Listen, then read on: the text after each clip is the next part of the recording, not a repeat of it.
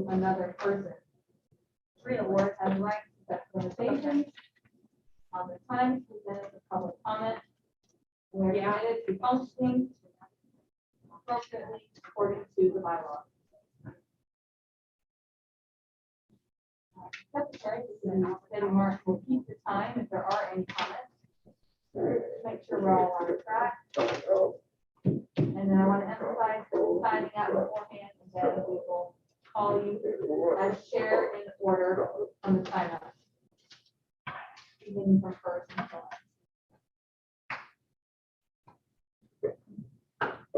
on. Speaker comments should be directed to the chair, not to individual board members or staff. Board members shall not participate, but shall only hear out the public comment. If they request for a follow-up of information on questions asked to the board, the secretary will take the name and address of the individual and will submit that request in writing. Again, emphasizing that the sign up is over there behind Mr. Matthews, and before we begin the meeting, if anybody wants to sign up for public.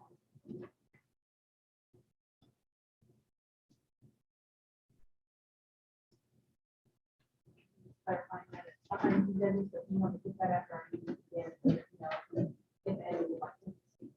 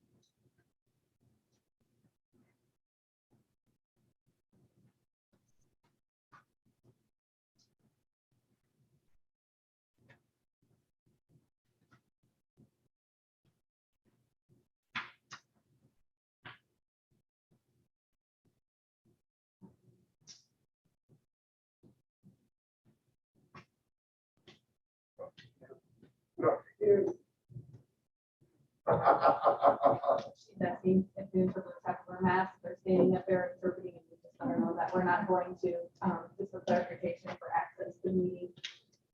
I love these things, it's so much better. Instead of my fault, and that's the one that's not, okay.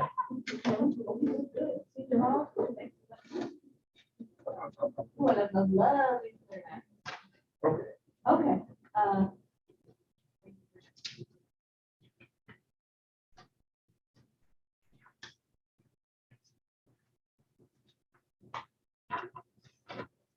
all right, good evening. Welcome to the KSDAB Advisory Board meeting. Today is November 9th, and it is 6 p.m.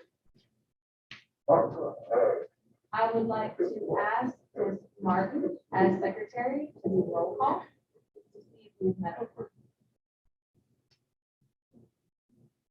Got one? Jeff Kasinger? Here.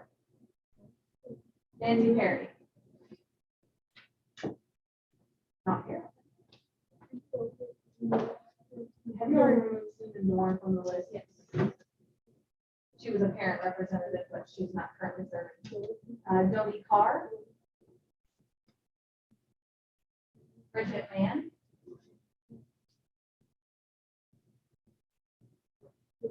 Joshua Matthews.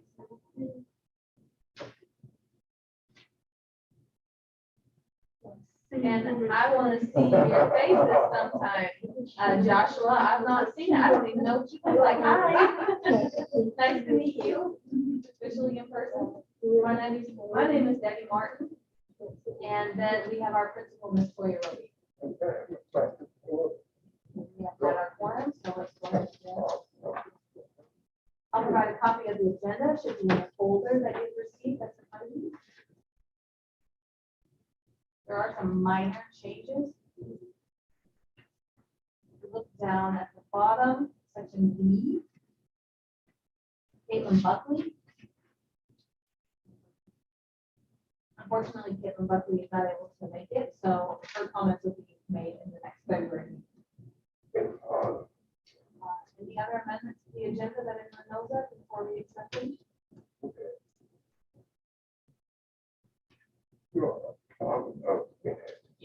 copy of our last meeting minutes, August 10th, 2021. Please review those and just make sure that there are not any corrections that need to be made. And then we'll make a motion to accept the minutes. Okay.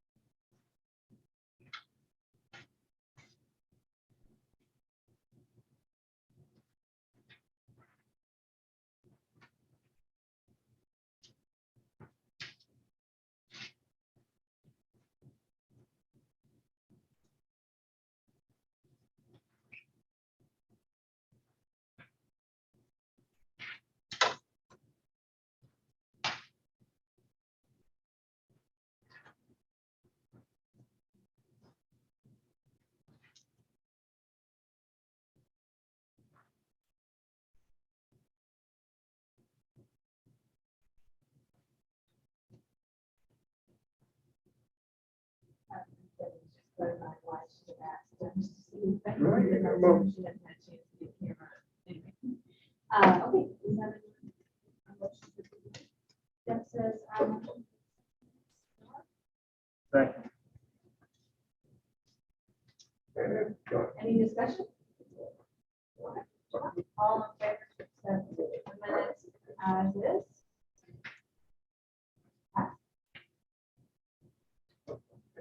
I would like to ask Ms. Roby, our principal, for her updates. Go ahead. All right, so within your folder, I've added a couple of handouts, 3 handouts tonight that I want us to reference. I want to give you an update on our progress with accreditation. So in the left pocket, your first 2 handouts, like this, just capturing the reasons again why we're going through accreditation. I think the last time KSD had gone through accreditation was 1996. But it's a continuous improvement approach and analysis to what we're doing is a part of that self-study, strategic planning, and accreditation by an organization for deaf schools. And it's an opportunity to have diverse perspectives when the outside evaluation team comes in. And then we get to have stakeholder involvement and a commitment, as well as it's good PR. As we said, there's 24 right now schools across the nation that are accredited, and we want to be number 25. So the 12 standards I have below. And we are doing an analysis around all those 12 standards. I'll give you a second to read those.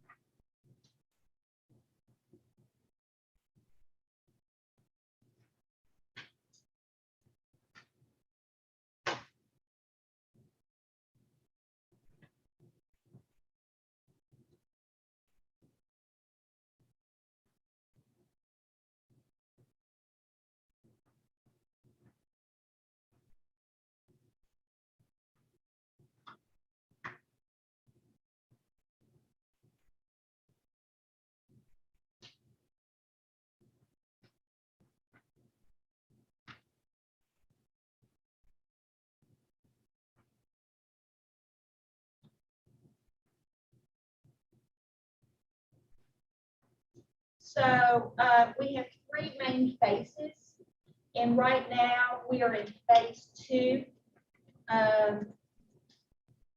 and getting ready this Friday to our team leads will be presenting their first round of goals, and the core team will be reviewing those goals and reviewing those to make sure alignment, that there is data to back up the decisions for the selection of those goals.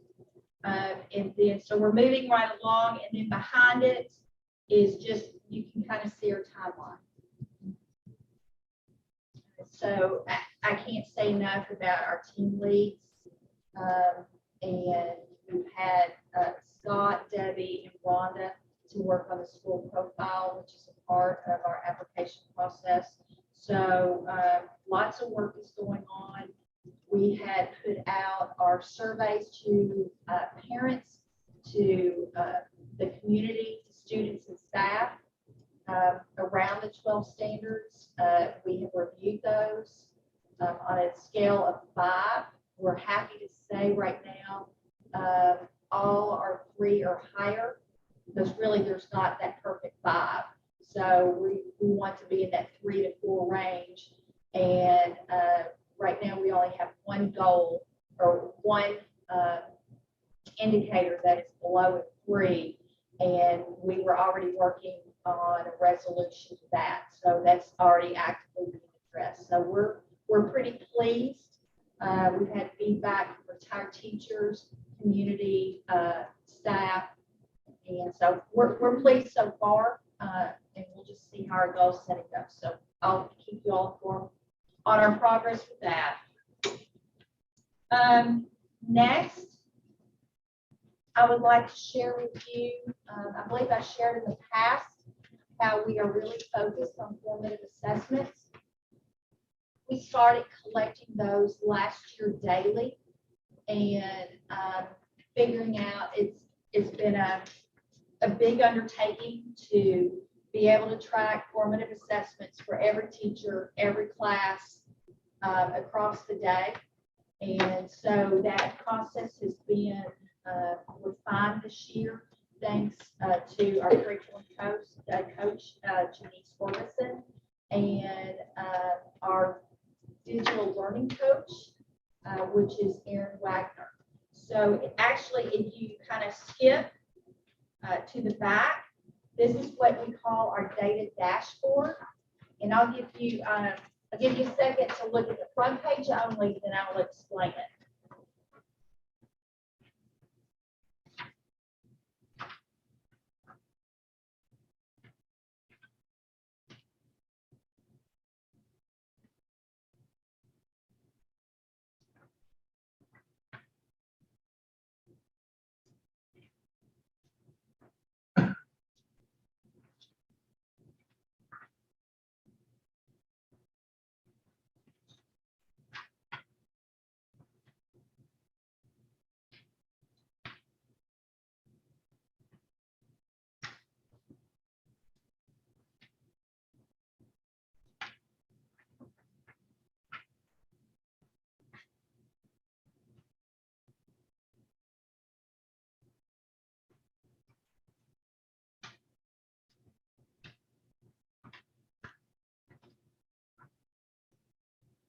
So we wanted the data to be accessible to our teachers.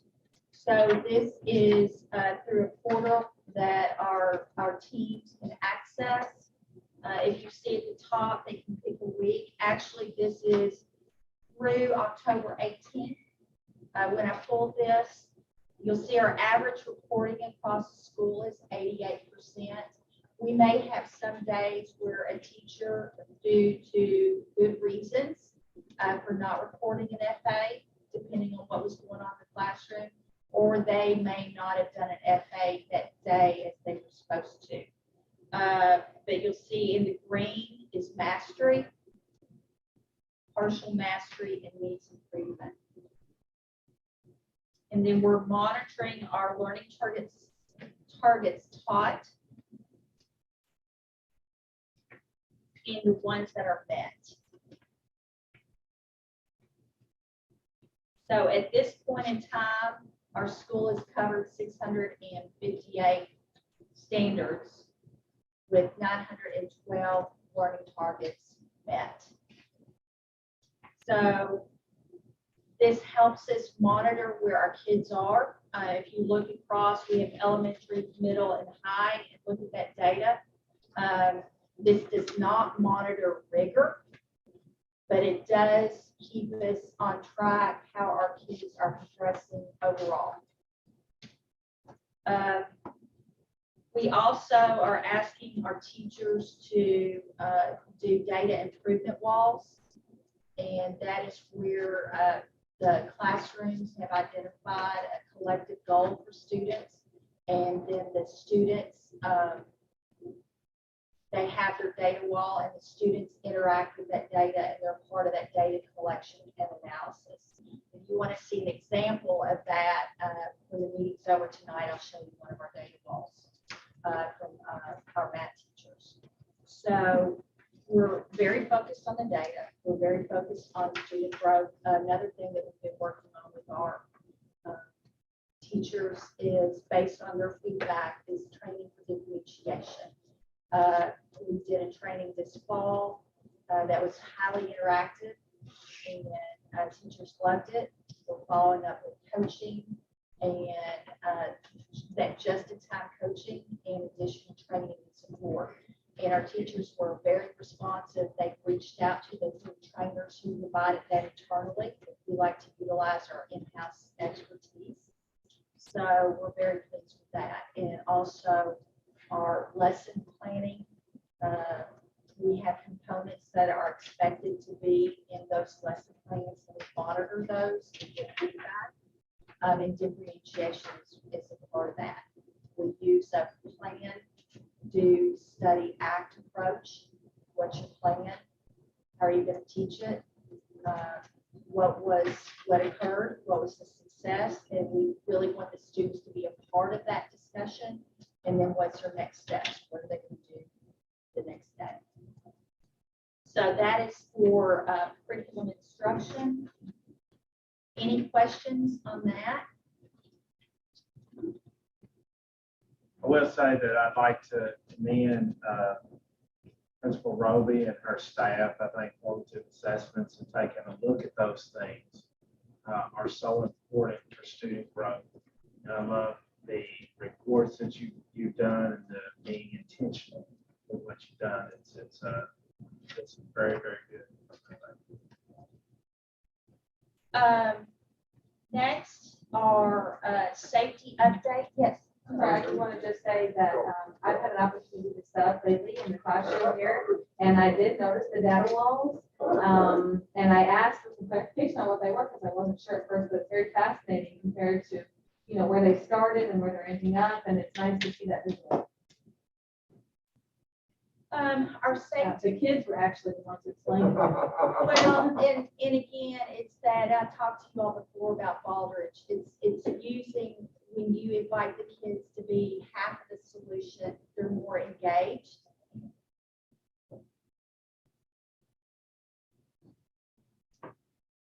They're more engaged to.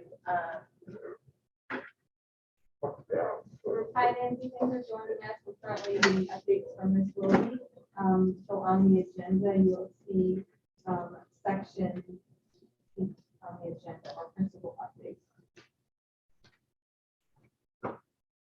And then there should be a copy of the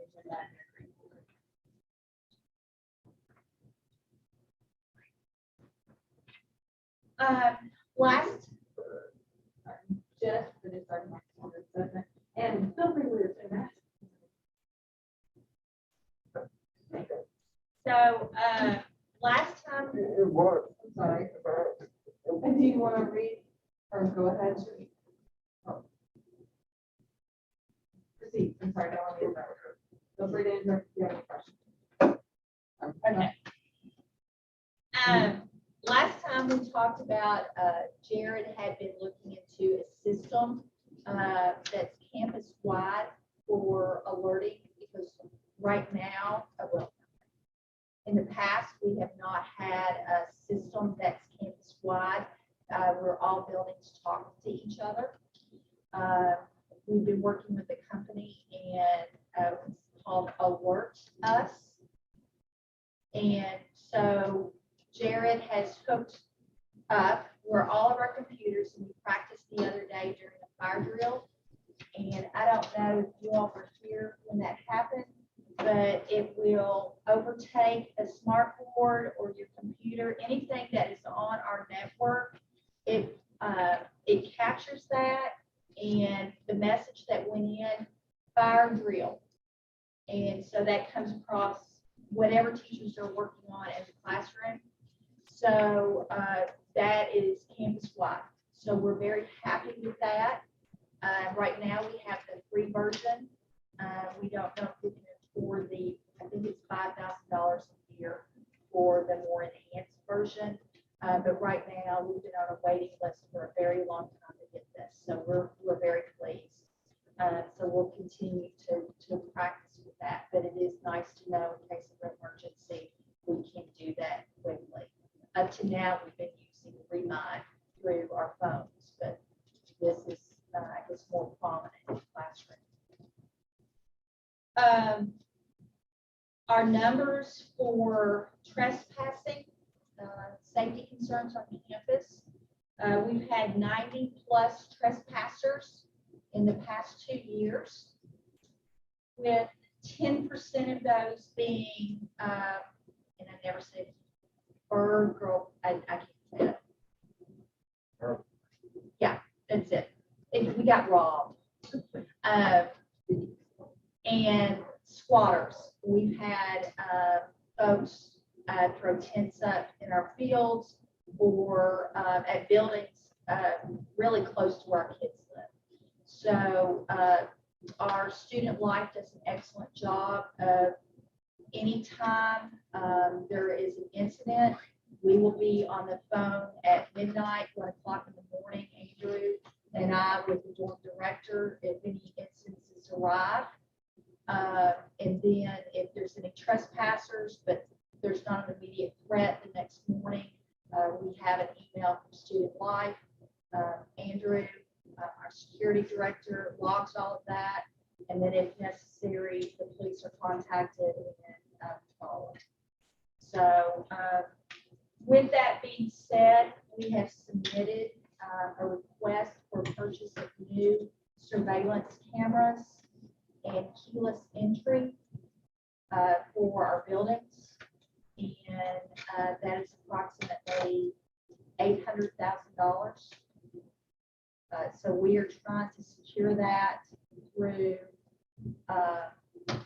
ESSER funds, and ESSER funds are the funds as part of the federal relief.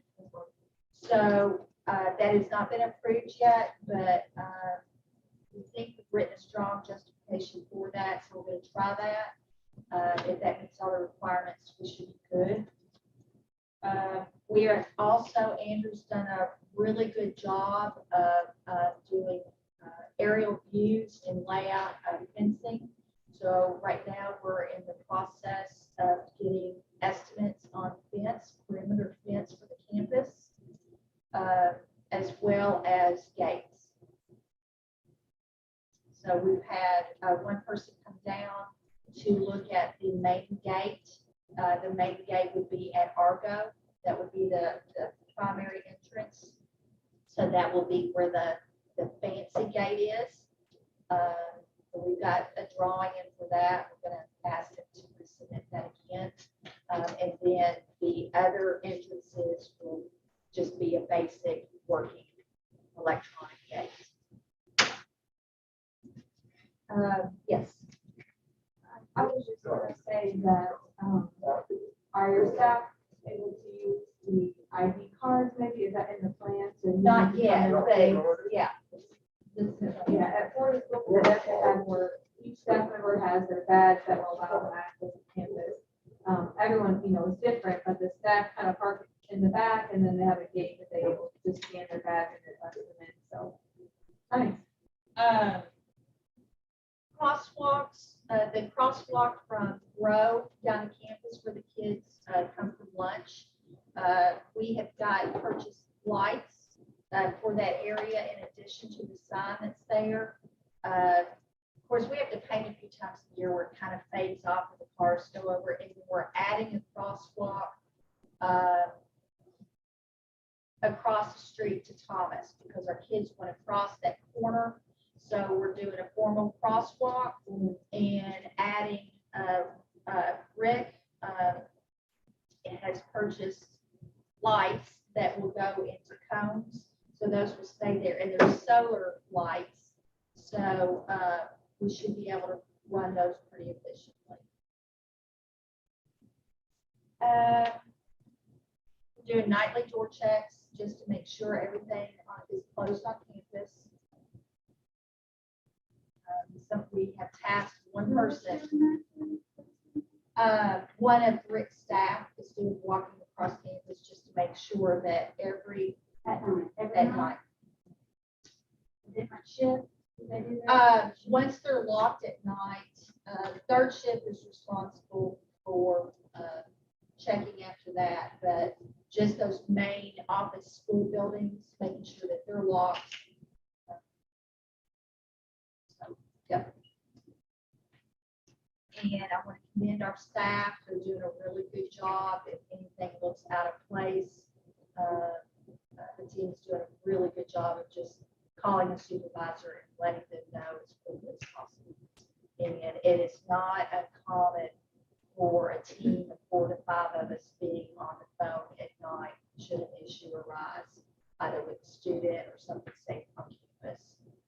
Our counselors and our leadership team does a really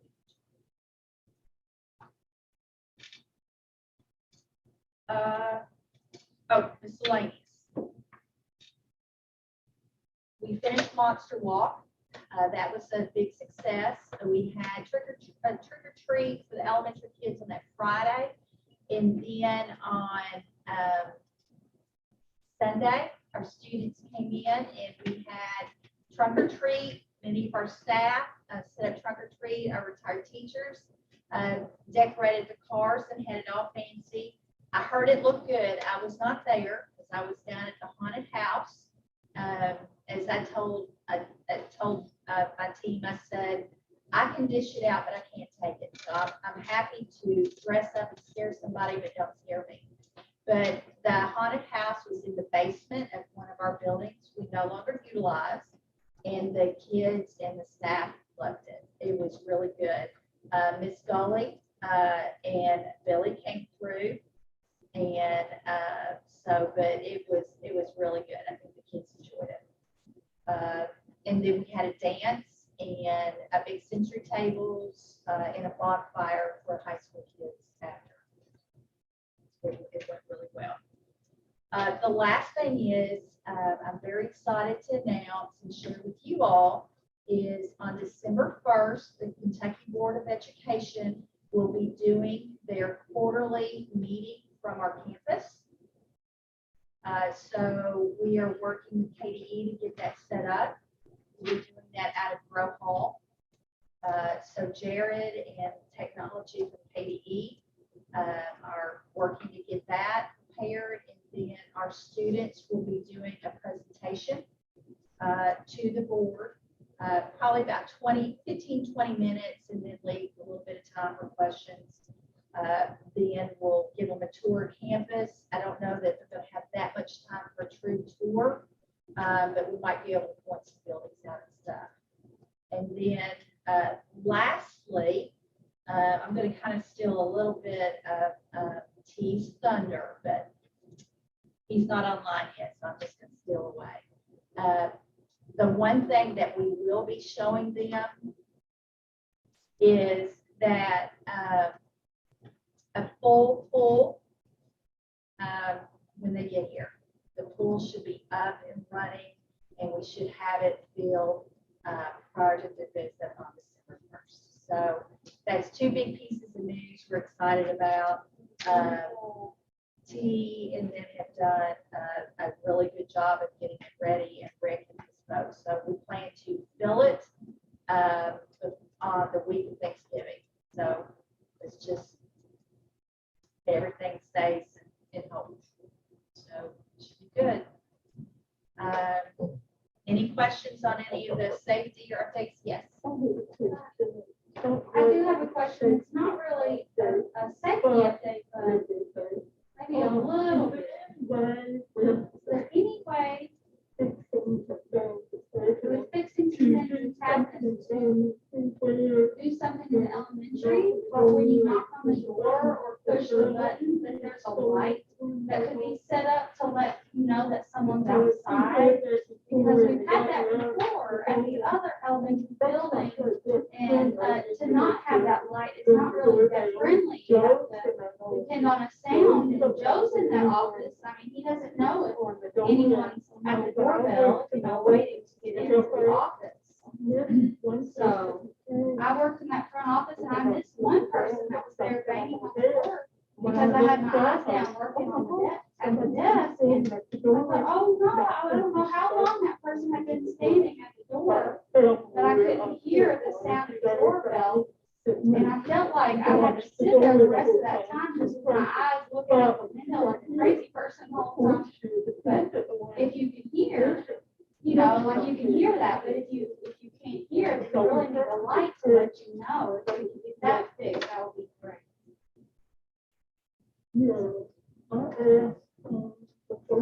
I've asked Tommy before he retired, before Walter was taken down, if he could take that light out and move it. And he said, no, it was a different system. But, I mean, it was wonderful. It worked great at Walker Hall. I'd love to have that again. And have that here as well. Yeah, probably the same thing. A light that flashes to alert desk staff or the front desk. There's a big difference. I think here we do have something like that. It's a lot easier, but at Marshall, it's really a barrier. Also, one thing I forgot to add to is we got the front window finally fixed. But also, we hope to be adding a wall so that guests do not have access to this part of the building, that they would only be the administrative offices. Do not like just walking straight into the school, so we're trying to annex that a little bit. So that's on our to-do list to do. But thanks for letting us know about the line. Or added. That is part of the Safe Schools audit, to have it annexed like that, to make sure that people visiting don't have access to the students. And that's another reason why. Yeah, we don't think it'll be Practice at other schools. a big cost. It's important, and it's not. Okay. That's all that I have. I have one more question. Here in this building, you do have the doorbells at the doors, right? And you push that. Can that be fixed over at Marshall too, in the elementary? Maybe, yeah. I wonder if that could be installed, because if we have a deaf staff member, they have the door locks. I think all the teachers actually have the doors locked. You have to just hope that there's a hard of hearing kid in the room that they can hear you knocking at the door. The teacher doesn't hear me. So I have to look and see if there's any hard of hearing kids in there, and then I try to knock on the door. Yeah, that would be nice if we could have that in the classrooms as well. I don't think it's very expensive, right? Okay. Oh, we could do that. Okay, that would be great. If you could check that out, that would be great. I slept in Marshall Hall and never heard the door knock. The kids were like, open the door. I said, oh gosh, okay. And the aide that I had was hearing, but she was on break, so, and they didn't have a key to come in, so yeah, that would be really helpful. I'm sure I'm not the only one. They have it here at her, and it's really nice. If like flashes, comes at the door, you can immediately respond, so.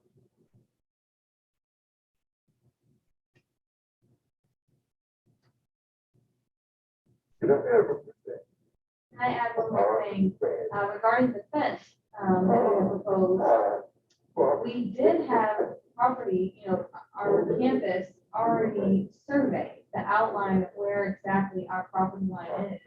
And I think it's roughly 2015 or it was 2016. But I cannot find the map where we had it surveyed originally, so I know there's some confusion about who owns what and where exactly that line is, but we had a community meeting once, and it was determined that either Rick or someone, wherever we put the fence, has to get that survey to know exactly what belongs to KSD's campus.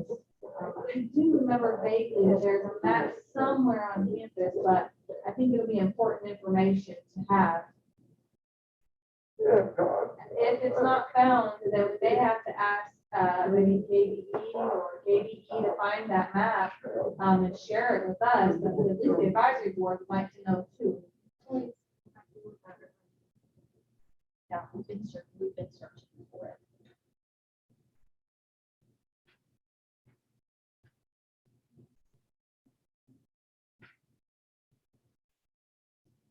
So if we did have the fence set up on campus, where do they have a designated location of where they would put that?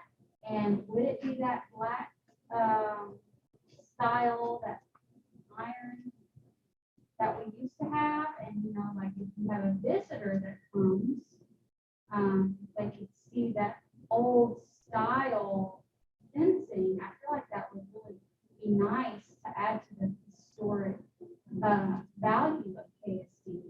Have that set up on KSD's campus, And if the gates could match, then you have gates that match that. We have looked into trying to match, obviously we cannot match the beautiful ornate iron across the road. But there's some really pretty black, it's aluminum, but black that would complement historically. The front part of campus would be pretty, but still be functional, and then the back will just be all function. It won't be anything pretty.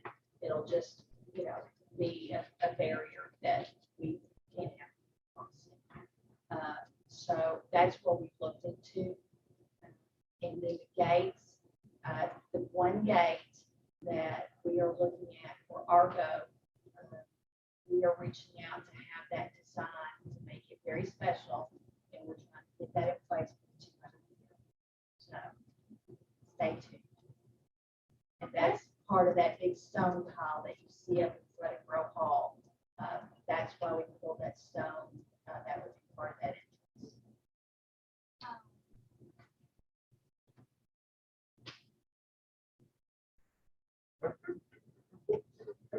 I've walked on Center College's campus, and they have very nice fencing out in the back where they play soccer, and they have like some of those fields up there. It's really nice. It's black.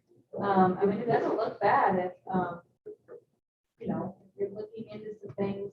I think it was a reasonable cost that they said they put it up for, but the style of the fence was like the logo of the campus that kind of stretched across the fencing. Unfortunately, with COVID, the price of fencing has gone up immensely. So we know that that's going to impact our costs. So we might have to do this. But again, it's pending approval for funding.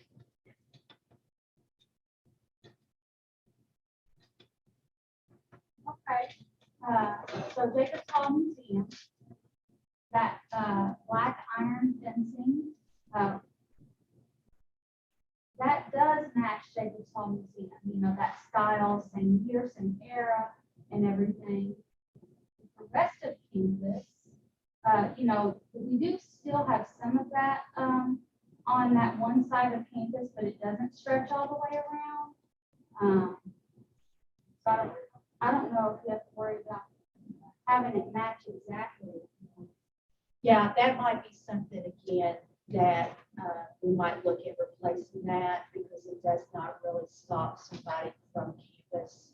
We don't, we don't want it to look like a prison, but we certainly want it to be pretty but functional because we still have way too many people across the campus. So, Yeah, I agree. I don't know if you've had a chance, Nancy, but they've got fencing like that because I said at college, because they don't want people sneaking into the games and whatnot. And so you kind of get an idea of what it could look like. It's pretty tall and pretty covered. And they've got that school logo, like I said, in between the gaps so that, it kind of is aesthetically pleasing, but then also functional, like Toya had mentioned, so people are climbing over and whatnot. Yeah, and I'm thinking of like little children as well, because, from what I've seen, whenever I was a little girl, going through campus,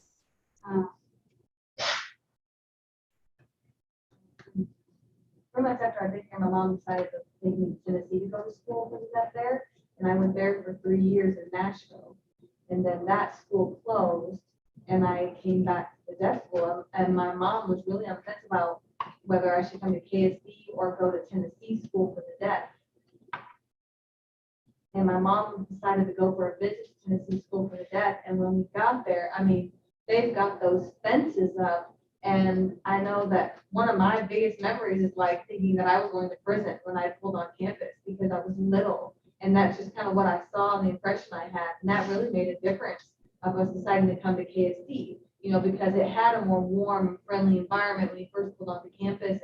It still felt safe, but it kind of implied that crime and whatnot were in that area with that big fence. And so I know that there's a difference today than there was a long time ago, but a sense of security is important. I realize that, but also making sure we remember that we want that warm feeling of parents when they're coming on campus, because we definitely don't want their psyche to get in the way of thinking that, their kids are going to be unsafe and we have to put up a fence to protect them, because that's the type of area. So I think that can really be determined by what type of fence that we get that puts off that type of vibe that, we're protecting them, but still there's not adults squeezing through, so something of that nature. yeah, and I remember that I had that same thought when I went to Tennessee School for the Deaf about their fences there. I definitely think the kind of fence we select, definitely not having that barbed wire up there or anything like that, because that would definitely remind us of a prison. And I had gone to, I think, several different schools, 4 or 5 different deaf schools to visit. Some really nice schools that, I don't remember them having a lot of fences up, but if they did, it was more simple, black, not a lot of stuff going on, very simple, modern style fences. And I'm sure whatever they come up with now will be much better than what they had then. And I'm sure if you go and look at Center College, you can see some of the ways that they modernize the fences, if they don't want to scare people, but they also want to keep people out and serve their purpose too. Sure, yeah, I know what you mean. We just don't want to give off the impression that we're trying to keep people out for a specific reason. But I don't want to scare anyone when they're coming to campus. So that's a very fine line, especially little kids in the first impression they get. switching gears, the one thing I want to add is, and I forgot, is a couple of events. One thing our students started working on is a frisbee disc golf. Do you all know what that is? Okay. So our kids were wanting a course, and so this summer our summer school, middle school, and high school students came together, presented their presentations. Then we gave them a budget of $5,000. Those students are responsible for making that budget. They have met with the vendor. They have laid out a course. The vendor was very impressed with the course that they've come up progress is working, and we want the kids to come away really, they have an advisory board that they have to report to. Ongoing progress, the money spent, they've not spent any money yet. But we're very pleased with what they're doing. We think they're going to come away with some real life skills for planning and deployment. And then after this, we want two things. We want them to manage the course for the students on campus, and then we're hoping to also be competitive with this course with other schools. So that has happened in Miss Kentucky. Will be coming to campus on November 16th, I believe, for Read Across America, and she'll be with her elementary kids that day. She also, I believe, has a minor. I was told a minor in ASL as well as the ag background. So we're very excited to have her on campus.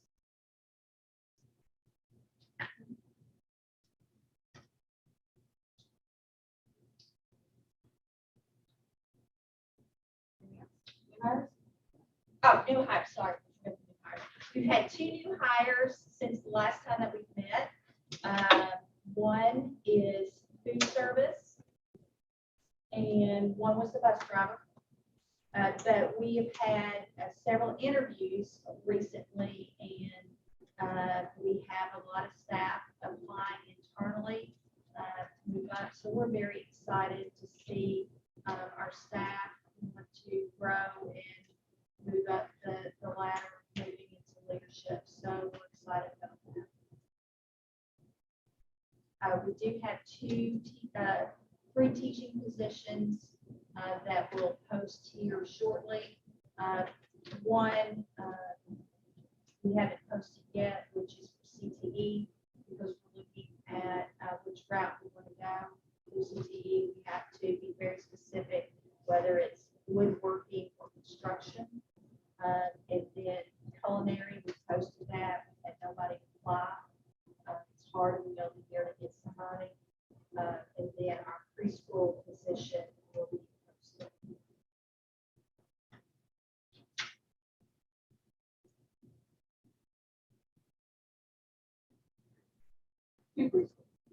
Right, 3 positions. 3 positions, 1 preschool, CTE. and 2 CT. Oh, okay, sorry.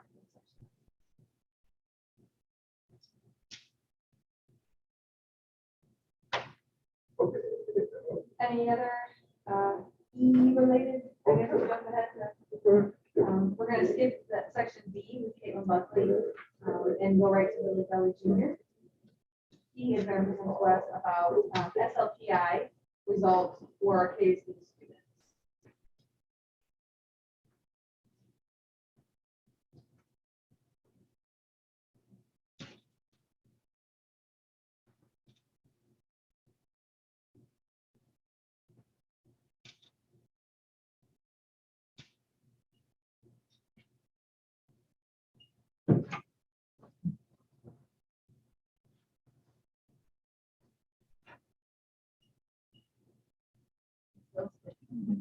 There we go.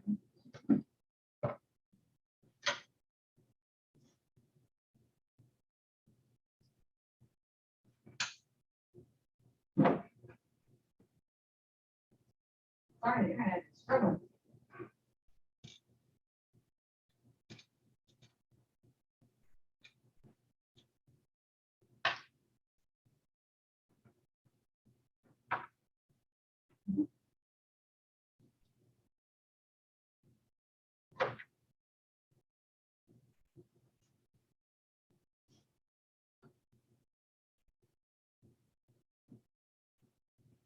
Does not like you, Toya.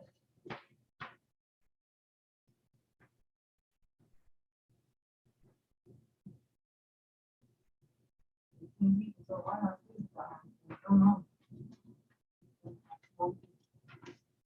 Better if you have some Wi-Fi on campus.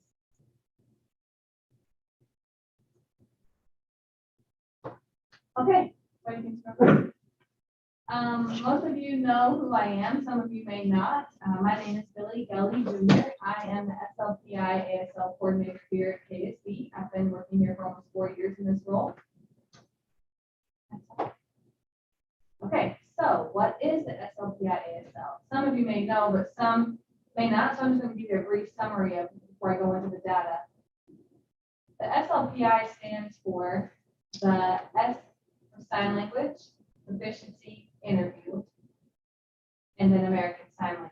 So that's the language that we are evaluating. It used to just be ASL that was under this study, but now they've added several languages, so we have emphasis on ASL here on campus.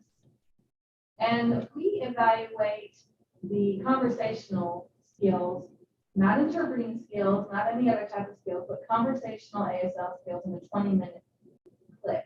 And we provide that for our students, our staff, and community members. Our students are just one part of the stakeholders that are included in this. It's a one-to-one recorded conversation between the interviewer and the student. It used to be pre-COVID that we used a camera, we had 2 seats, we communicated and it recorded and then rated, but since COVID, we've adjusted and now all of our interviews are virtual through Zoom, which has the good and bad to it, but there's been more pros that are going on to it since we've been virtual, and that's what we've been doing moving forward. So typically, once the recordings are created, we send them off to 2, sometimes 3 raters who will come to a consensus with what rating and what level they're at. And then I type that up and send it off to the student, staff, community members. And there are 11 levels that you can attain. It's kind of hard to see, I realize now, but there are 11 levels listed, like I mentioned, and the beginning is called no functional skills. That is the baseline. We call it NFS. So just someone who's barely able to communicate, basically no sign language skills. So just an emerging signer, someone who's just starting off. And then it moves up progressively.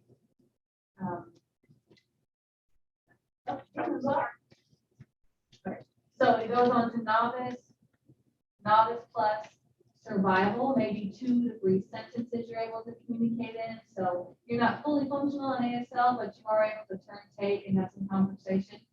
And then you have intermediate, which is about 3 to 5 sentences in American Sign Language. So it's beginning to look more like a real conversation. And then advanced, which most of our staff we have a goal of all of them to reach the advanced level. As well as interpreters. So most of our staff are reaching this level where you have turn taking skills, you're able to conversate, you can discuss an American Sign Language pretty comfortably. And then superior or higher is a native signer. So someone not necessarily deaf, but because hearing people can reach this level, but it's someone who is signing like a native user of this language. So a lot of our deaf staff have reached this level. They have the expression and grammar included in their communication skills. So here at KSD, when I started in 2018, I brought this data along. So the last 4 years, I have figured these are the different ratings that our students are at. And it's typically about the same. If you can see, there's not been a lot of improvement. Some have improvements, some don't. Some, with the lack of exposure to American Sign Language, it has significantly impacted their skills. So if you can see 2018 in blue, and then green 2021. So 2019 you see here, it's pretty balanced. But 2018 and from 2018 to 2019, there was a significant gain. And the data that I researched, I saw that a lot of new students came in that year with no language. So that really impacted our data because they were able to really soar and gain some skills, and then they kind of leveled off a little bit as the time went on. The higher numbers, you can see a lot of students during those years. We have a lot of deaf plus students, which we call deaf students with additional disabilities. So a lot of those students are on the lowest level of no functional skills, but they do build and they are still showing improvements. And then up to superior, there's not a lot of students at the superior level, but remember that that's someone who has been raised maybe at KSD their entire life. They have a deaf family, they're constantly exposed to the language, and they are always around American Sign Language and really have innately picked up that language. Now, some students have graduated, of course, and those are large numbers, so you can see that's impacted the numbers as it kind of shifts through the years. So that's kind of why those numbers look like that there. But that just gives you an idea of our students over the last 4 years. And I think it just shows some growth. There are some gains. And keep in mind that one level, to improve one level takes 3, 4, sometimes 5 years. So you're not able to in 1 year go from no functional skills to a superior plus. So this takes time. So this is pretty consistent with what we would expect to see from our students and the growth over the years, and based on students coming and going and the different backgrounds that they are a part of. So from 2018 to 2019, you kind of see that difference. But 2020, remember, was a COVID year, and that significantly impacted our students because of the inability to come to school. And they were at home. A lot of them were in situations where they were only able to access sign language through maybe technology, but we hadn't even set up Zoom in the very beginning. So that really impacted a lot of our students, and they missed out on interviews particularly. That's why those numbers are so low. We weren't even able to evaluate them until they came back to campus last spring. And then, so as we go forward, we'll be able to interview them.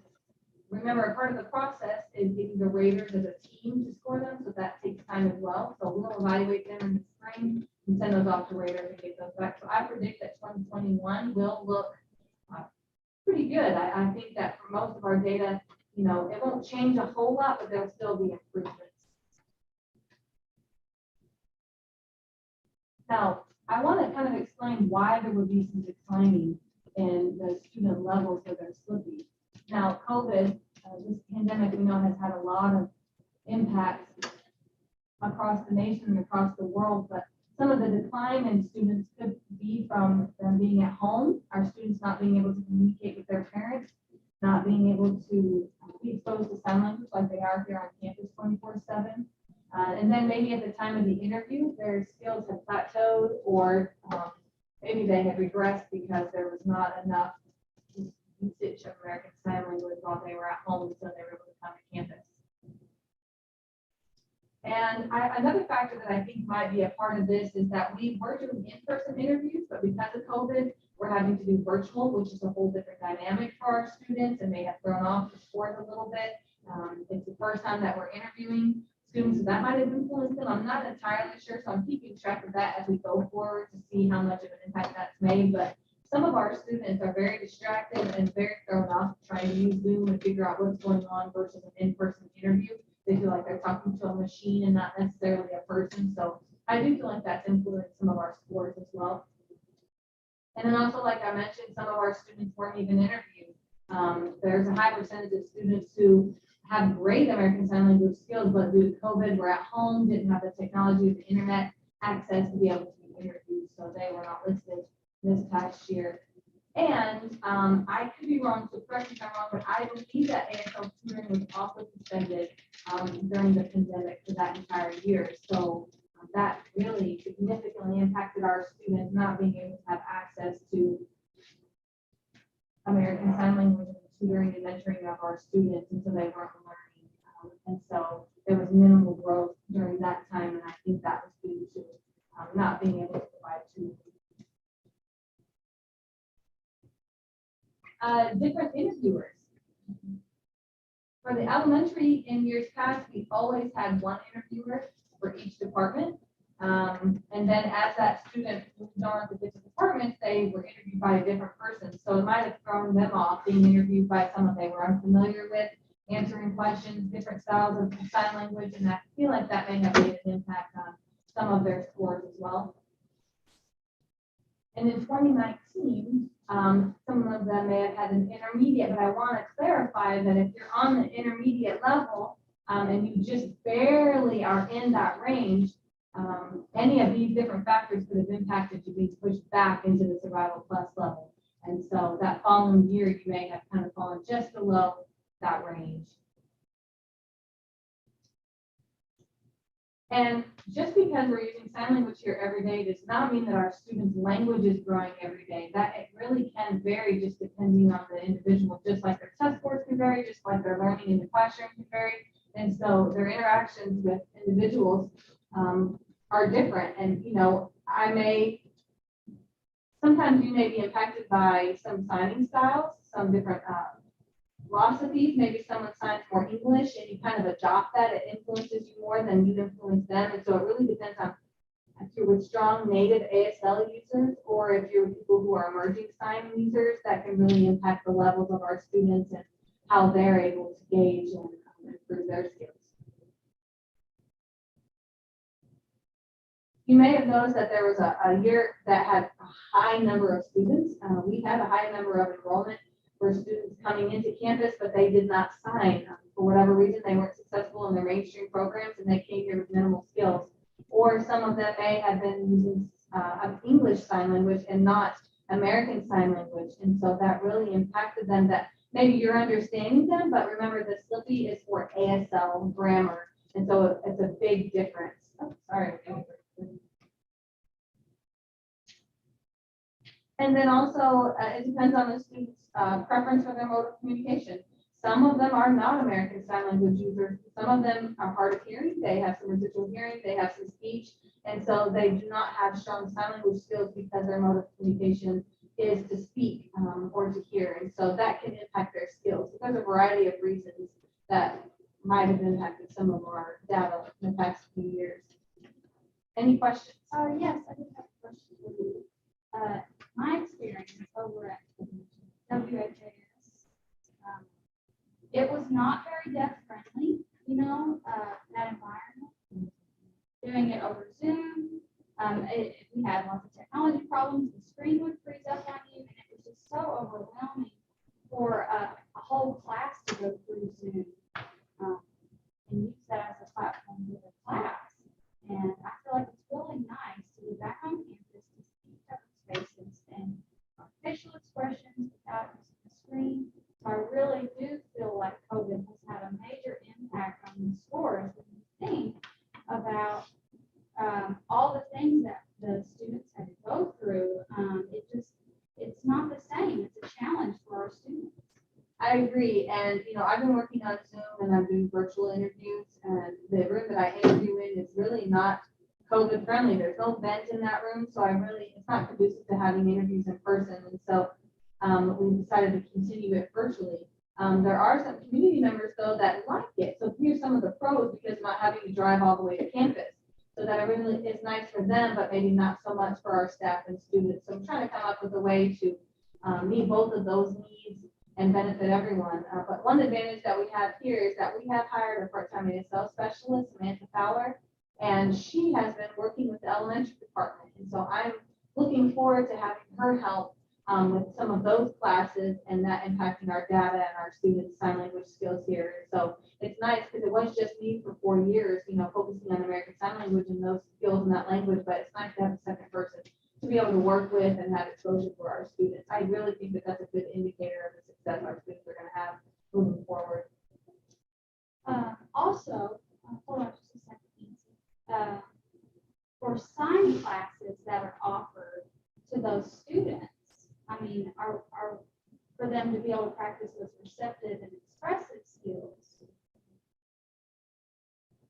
Yeah, I mean, I think that that's something we can look for and moving forward of having specific classes for those students who have common challenges. I know that Cheyenne Jennings, for instance, with her community sign classes we used to offer has now shifted to more American Sign Language tutoring for families, which is really nice because families are at home. And so now we're impacting the students when they go home after they leave here. If we're getting parents signing, then that means that's more of an opportunity for our students to improve their skills at both places. And so it's not that we can, you know, our students do regress at times in different areas. All students do, but it's nice that we have a bigger team. Slippy, I'm really wear 2 hats. I've really begun to do more of an ASL part on campus to help tutor a lot of staff and students. I've enjoyed that, but it's really nice having Samantha part of the team as well. I agree with Scott's comment. I remember in the past, maybe 2 or 3 teachers we had on campus that taught ASL class. And I'm wondering if that, like with the students that are learning ASL after school, for 30 minutes each when they're being tutored, if that impacting their scores? Do we have any data on that? Do you know? So I'm not sure if that's something we're already providing, or Scott, you may be able to speak about if the WHS grant is covering that. Yes, one person is involved in that. Okay, so we're doing two separate things, same goal though, but he's working through the WHS program for tutoring. We do have one, yes. Nancy. So if we have, a group of students that we could lump together at the same level, then is that something you guys are considering doing? Yeah, I'd have to talk with Kimmy Curtis to see if that's something that we can kind of, usually we do one-on-one tutoring, so we'll have to look into that. I really liked your report, Billy. I really liked being able to see that data for the past 4 years.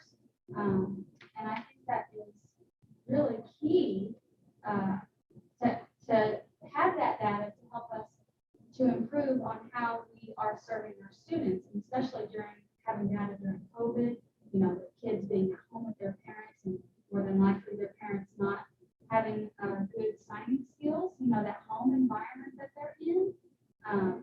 And that's the background that our kids are coming from, which is also a stressful background, which when you put that stress on a student, that's going to impact their ability to learn. And then send them back to that home environment where they don't have access to communication and they're missing a lot of that. Of course, we're going to see that regression. I think, that's when we saw those numbers that you had on your data that were representing the regression, because those kids, we all struggled during COVID and had that added stress, and they're just trying to get caught up with their language. It's been really nice that, I grew up in a deaf family. I came to KSD. I really didn't understand language deprivation, having issues communicating. I just always had access to that. All my friends could sign it. It was never an issue. And it wasn't until I met my ex-wife that her family, when I would go with them, she was deaf, but her family was not. And she was hard of hearing, so she could hear with a hearing aid and speak for the most part. But I sat around and I felt like an unintelligible person. Like I just felt like I had nothing to contribute. And it really impacted me. I grew up in a deaf family, but if I had grown up in a family like that, I just don't think that I would be where I am today. And I've just been really fortunate. I might be just doing, hard labor at Eastern Kentucky somewhere. And I mean that was where she was from. And it shook me to the core to know that that's very important. Language is important. If you can't communicate your basic wants and needs, or even more than that, what are we doing for our students? And so I really want all of our students to have that same opportunities that I did. I want them to be able to communicate, at least to express how they're feeling. Some of them have that at home, and it's amazing but some of them can't even show their parents what they're doing at school or express their emotions, and that's just a really big gap that here at KC we're trying to bridge. And I think that's nice that Cheyenne's program is helping at home, and then we're doing this on the front end here at school. I did have a question. I don't know if you remember. Tell me if I'm remembering this right, but we did set up a team of evaluators.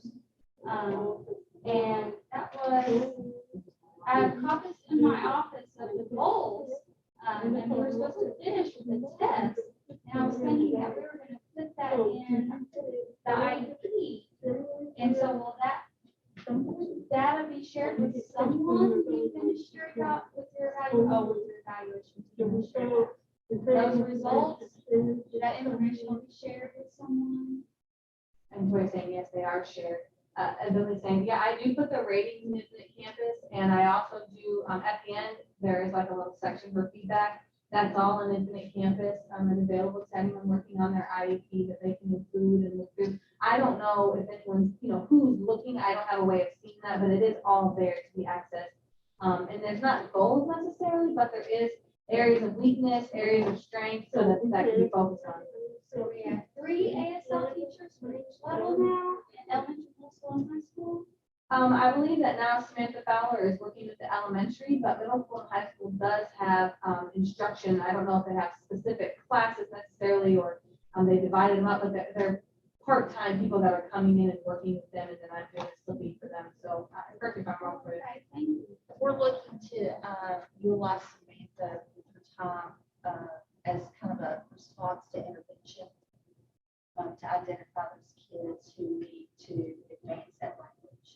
whereas they're identifying kids at the elementary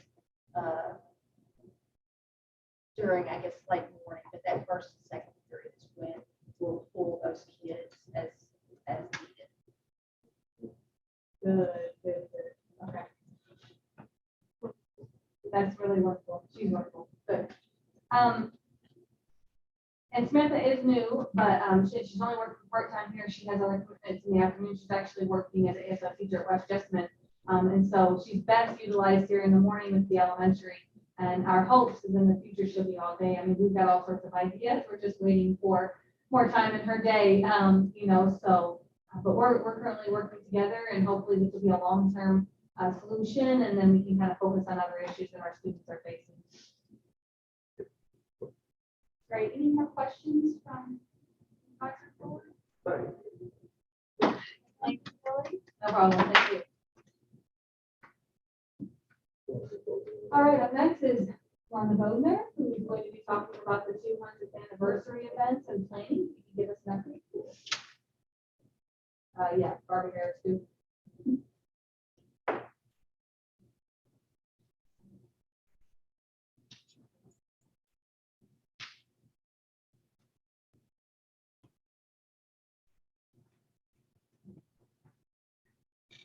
Hi, my name is Melinda Bodner, and I am a co-chairperson. I am working directly below Barbie Harris, she's boss. I do whatever she tells me to do. Anyway, regarding finances, I just want to report on that. And the first quarter was already passed, so now we're going to move into the second quarter. And I wanted to discuss what we've been able to raise so far. We've got a lot of people donating money and sending it in slowly but surely. We have deposited $4,427.05.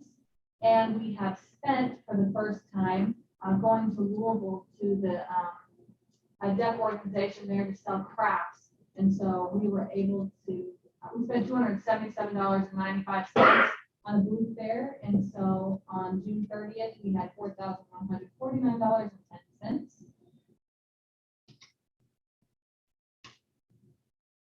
Our third quarter, we deposited $5,804.21 and spent $765.96.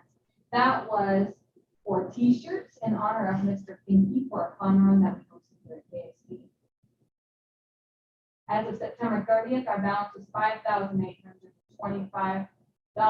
And speaking of the Pinky Fun Run, we had that on September 26th.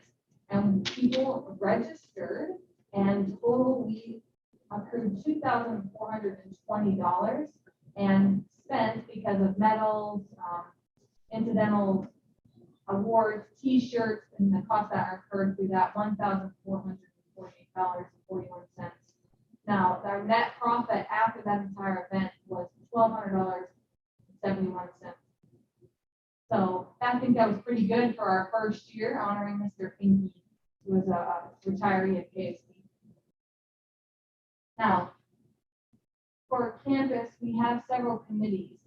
Actually, before I get to that, the alumni organization is working together, and we want to thank KDE and Ms. Roby for signing the approval for events that we're going to have beginning next year. We were able to get the facilities form signed off, and Barbie and I have been working together to fill in the dates that the alumni will be working on to host for the 200th celebration, which I will pass along to you and visitors.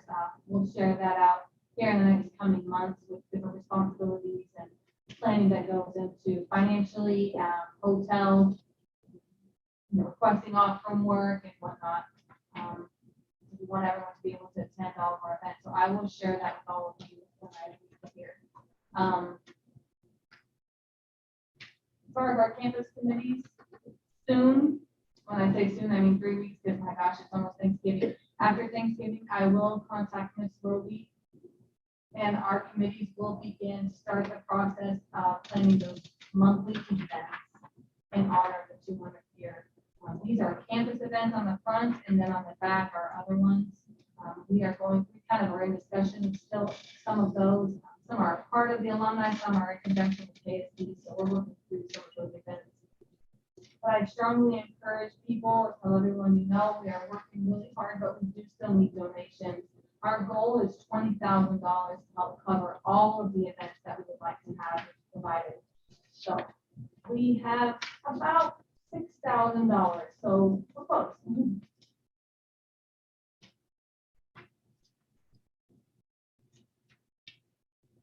Okay.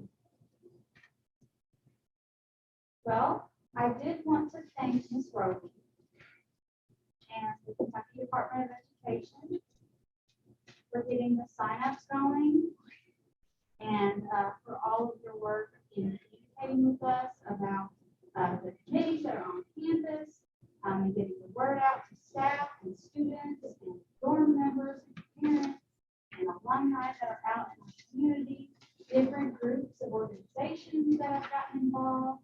I think we have 25 different with different topics that they are all focused on.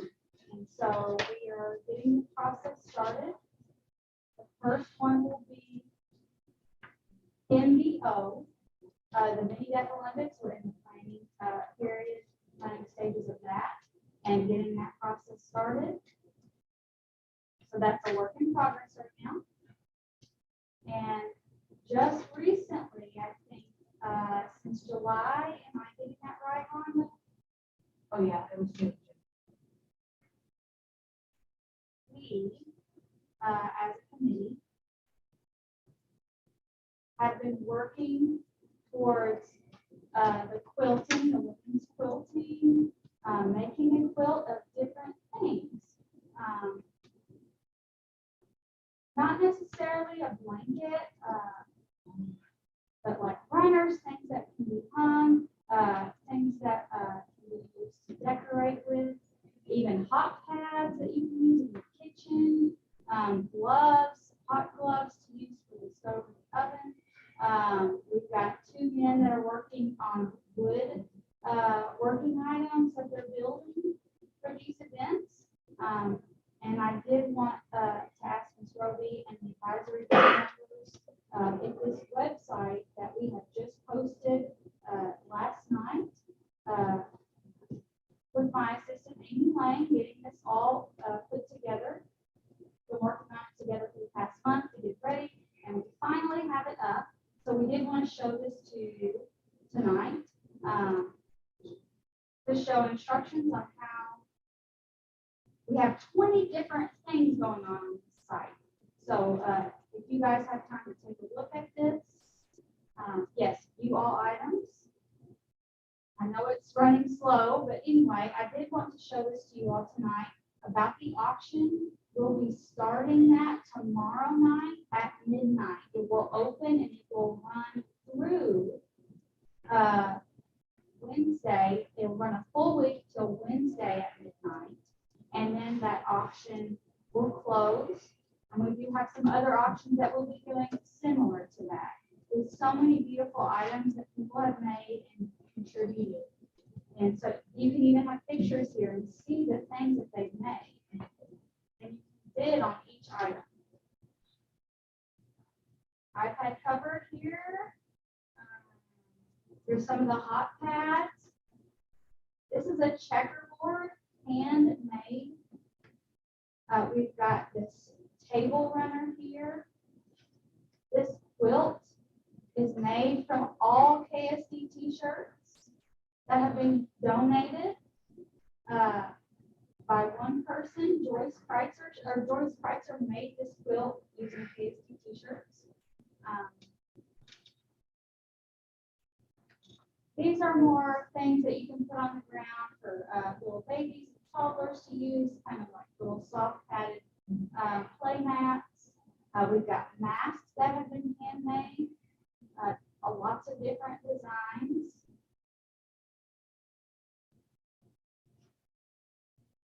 Look at this beautiful walnut chest that's been made. We've got some dish towels that have Jacob's Home Museum on them. Nancy Perry made that. Okay, so lots of handmade things made from scraps, just things that people had available to them. And the purpose purpose of this is obviously to raise money that we will set aside to purchase some specific materials for the 200th celebration. We need to make banners for that. We'll be making a quilt for the 200th anniversary that will have different logos across it. That'll have the different buildings that are on the campus. We have one in the museum that's very old, from the 75th anniversary, but we want to make a new one with all of the new additions to our campus that we've had since then. Not only a quilt, but also fundraising for the 200th and all the other things that are involved with that. So our quilting group has been working hard, and they've been getting some materials donated to them and getting some things in to use to make that quilt. I think they've gotten 20. We're only allowed to list 20 items on this website at a time.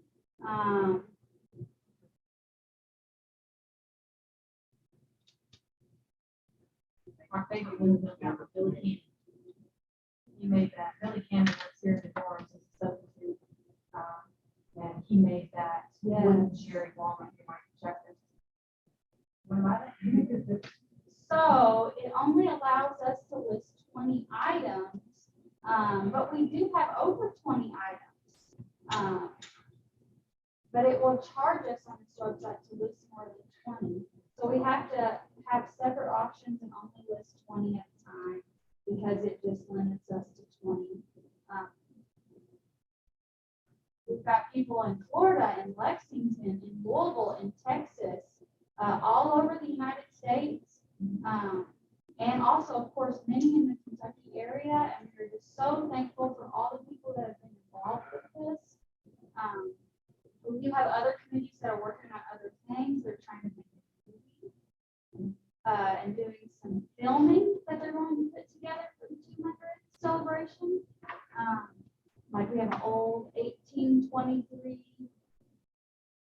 pictures. We're going to do like a picture reel of those old time photos that we have and try to get those added. This will be made by Jeff Kissinger's wife. She's very skilled at putting all this stuff together in setup. And we're going to have like an appreciation banquet and several different events that we have coming up. This right here, you can see that it has all these different patches on it with different handshapes. These are all cross-stitched. We have Jacobs Hall Museum cross-stitched on one patch of this quilt. All right. Oh.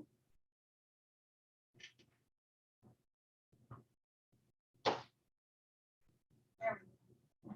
You can see it better now. So we're going to start that silent auction on this.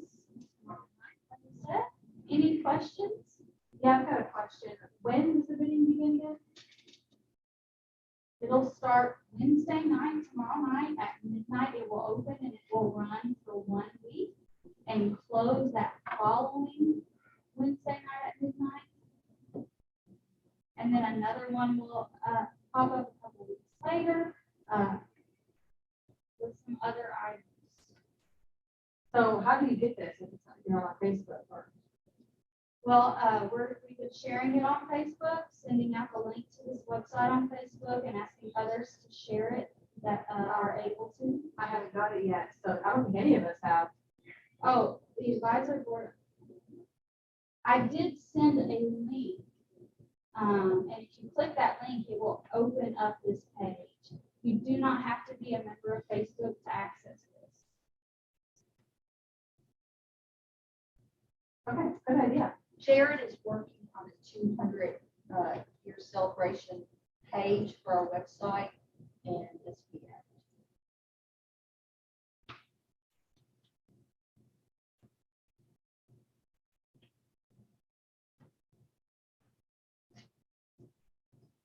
Jared also put on the KSD website,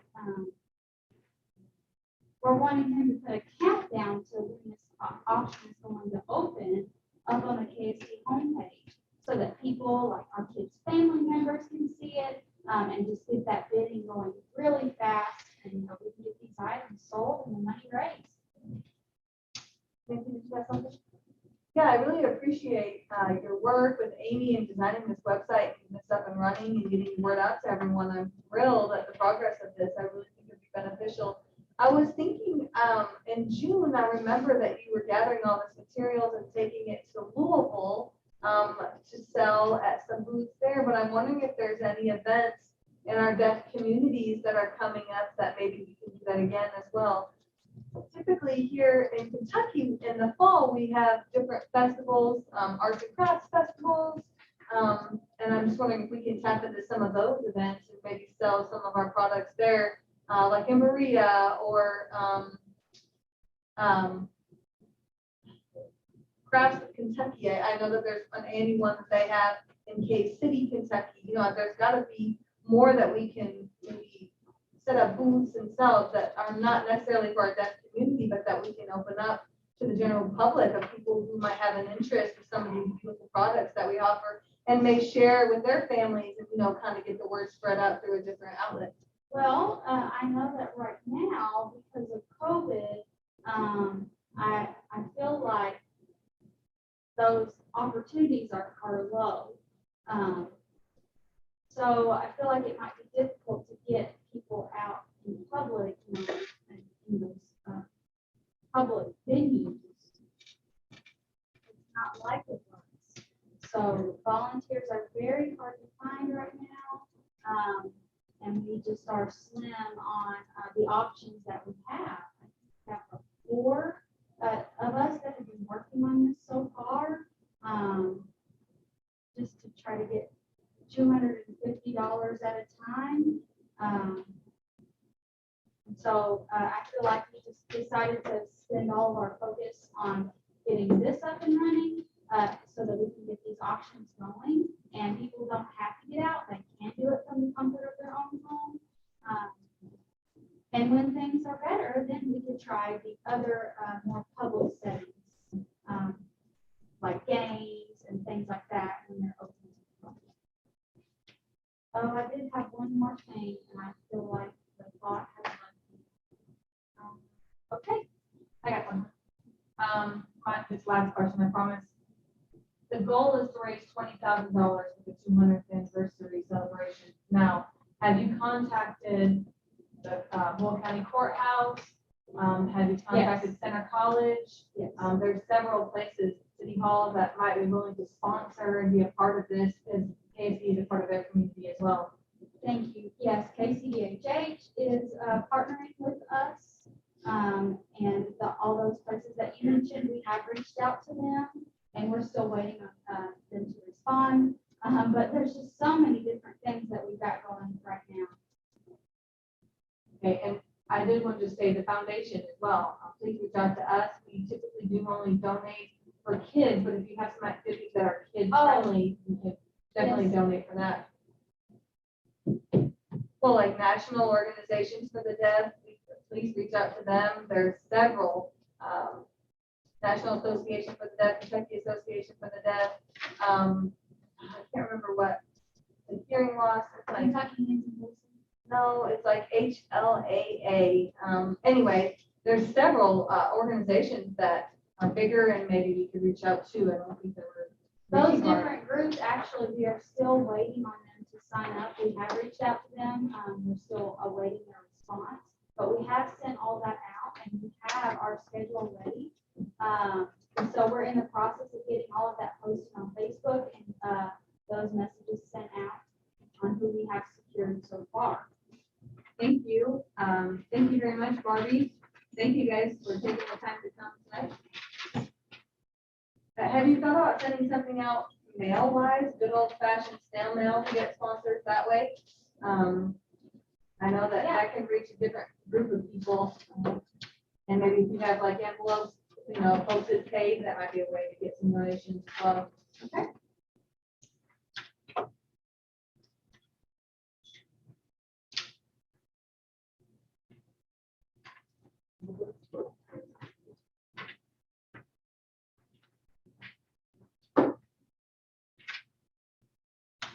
did want to show you our logo on the top of this page, if I could. We did have a competition last year or 2 years ago, I think. I'm sorry, yes, it was 2 years ago, where we selected the logo. We got our students involved. They had an art competition, and we're able to come up with different designs for the 200th anniversary celebration. And so we separated them out into elementary, middle, and high school groups to compete against one another. And so we decided that for our judges, we would select 5 artists that were out in other deaf communities. We had 3 from Washington State, and I think they all graduated from KSD actually, and 2, let's see, two of them, one was from Florida and the other was from Georgia. And so those 5 deaf artists, we sent the students' artwork to them. We did not tell them the name of the student or any student demographic information was shared. None of that was shared. And then we sent the artwork out to them, and they gave us the first, second, and third place winner for each group. So then we selected the student when they told us the student winners. The student who designed this graduated and is at Center College right now. And so it's a very beautiful logo. You can see it at the top of this page.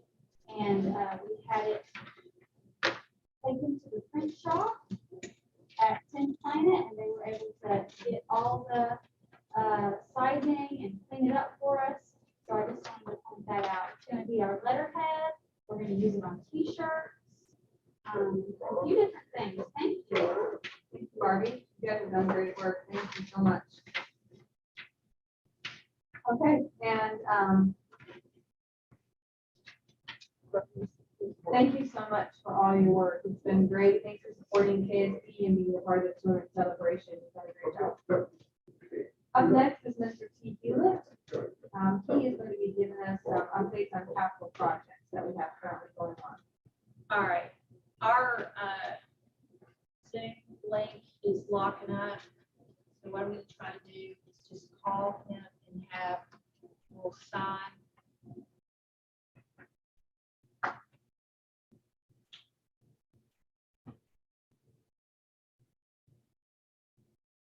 Yes. Hey, let's try it this way and just exit out of this. Yeah, I'm good. Okay. All right. So James is here. If we're ready to go, if you're ready to go.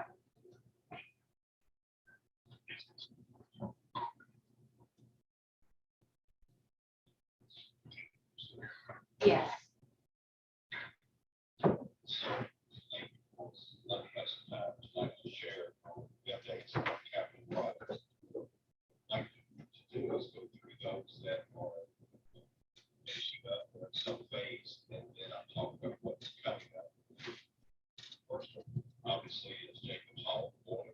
That project is 99.9% complete. We've got the guy in there in place. And so what will happen now is work. We need to work with Jacobs Hall, but we will have to keep it warm so that our side base people can check the valves and make sure we've got something out there bad and find which ones those are. And to get fixed. Our project is about 95% complete. There's some cat trees and lots of ends, so still be done. Most of it is named in the hardware. So I know things back in the building, the other offices will be occupied. The other piece of interest is always the swimming pool, and that's been completed. We did the window infill, and that's done. It's had its cure time. So whenever the admin team is ready to build the pool, they can do that.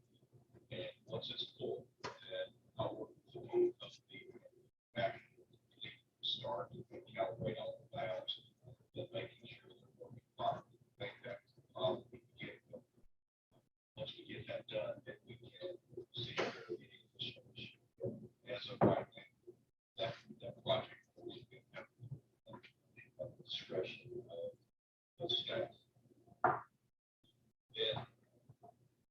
take the smaller project, we're ready to start behind Boston on the Black Hop area.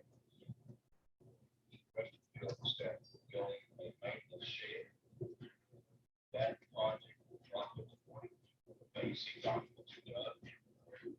Staff ready, and it's ready to go out again, so we can successfully get that project underway. And that's secure and also under-approved. So we're pretty excited about having that on campus for both the Western Field and the Ag on the field for there and secure. The big project that I will was what we call phase A, still in design conversations, and that is the campus group and HVAC project. And that's the project's got $1.9 million in it. I'd like to tell you that we have to touch every building, but we won't. We haven't done that. And so the first building that we do is Thomas Gym. And goes well. I'm really excited about that project. Big roof replacement and HVAC system. So when we do this, it will allow us to air condition the gym. And so future events like graduation, special things that we have on campus in the spring and summer would give you an environment where you can control. So we're really excited about that project.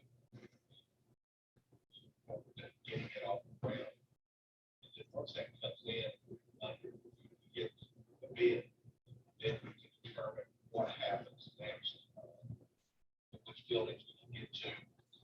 Build to need some work. Tower, Brady, very minimum. That's probably all we have to do. Brady now to do a big system around spend the dollars we have available. So,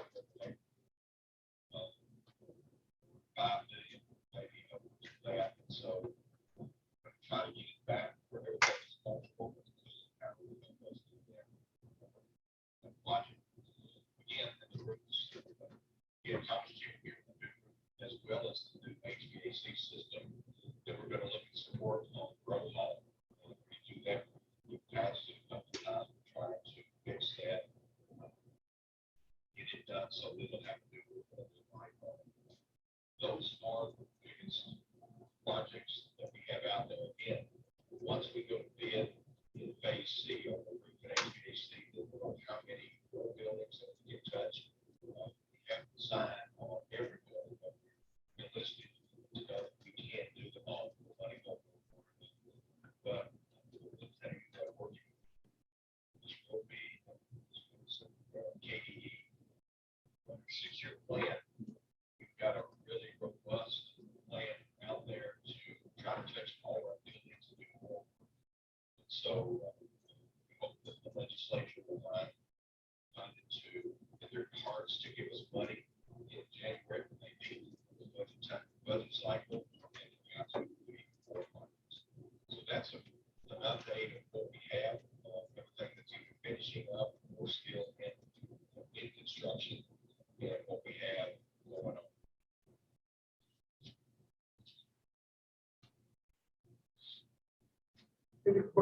Are there any questions, Mr. Hewlett? Yeah, Nancy Perry has her hand raised, and she's saying, "Hi, Mr. T. I'm really glad that you were able to share an update of all these capital projects to catch us up on all the events. I know you're doing your best to ensure our campus is improving and making sure that we're keeping things together. So you're doing an outstanding job. I know that our kids and our staff are really grateful to see all the work and progress that's been going on. I am wondering if there's still a plan to work on Nancy Lee Hall at all, or what are we doing with that building, if there's anything in the future regarding Nancy Lee Hall? Nancy Lee Hall is in 6-year plan. Obviously, it's not in the first page. It's raised in there, so we can do some work to that building. It's like not a budget.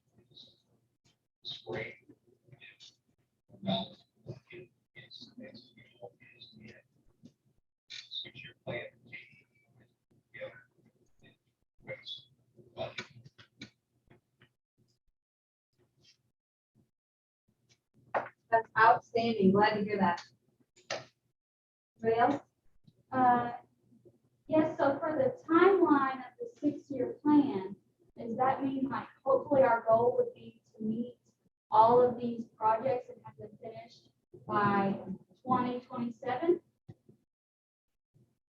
Yes, if we were to be funded, completely as we've asked, everything's in that plan, we need should be able to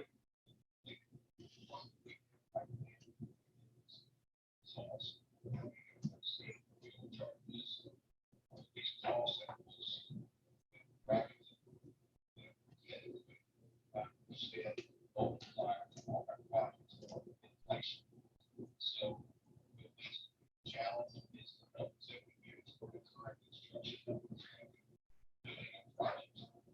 But our costs are going up. So that would be the challenge is we're going to get money to lock in prices. In a perfect world, if they funded everything according to what we asked for, we should be able to touch every project that's listed in the 6-year plan.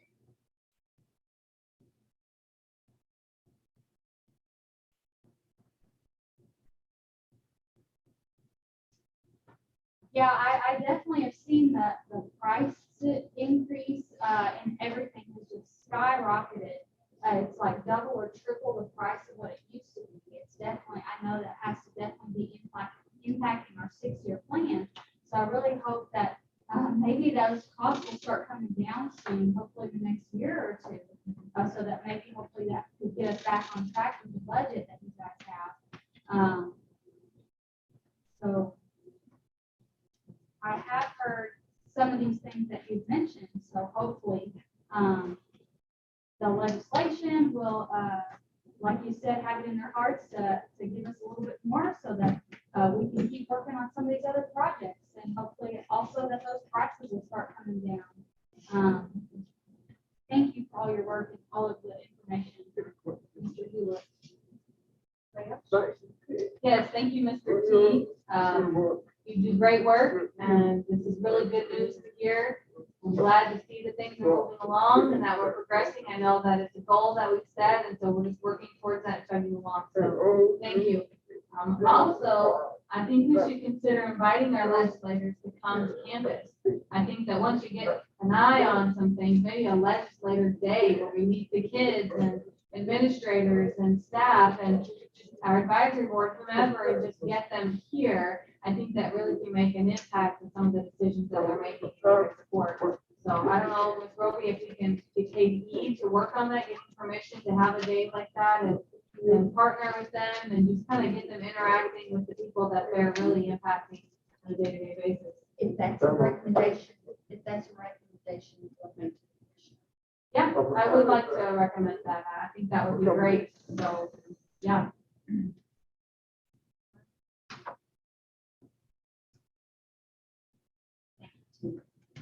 Yeah, I think we do have to work closely with this legislation. I understand that they have a lot going on, and that they're they're a little removed from what's going on here. So as much as we can get them involved, the senators and whatnot, that are representing our community, and make sure that they're fully understanding what it is that we're needing, and that we can kind of work together and understand what they need. I think that'll really impact some of the projects that we can consider in the future. Also, to remind our legislators, like our students are from other districts, Western Kentucky, Eastern Kentucky. I'm sure they don't realize that they come from so far away. But yes, those students are in some of their home districts of, those legislators where they live, where they're from. So, and not only Danville, not only Will County, but all over the state. So thank you, Mr. T. Okay, moving on to the next part of our agenda. We do need a budget update from KDE about what we can propose, so that we are aware of what we're communicating to the legislator and make sure that we're supporting that.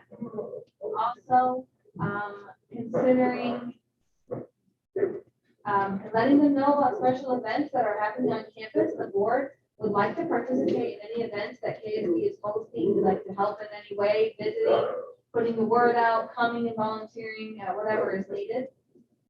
The legislation day, which I believe you've already written down.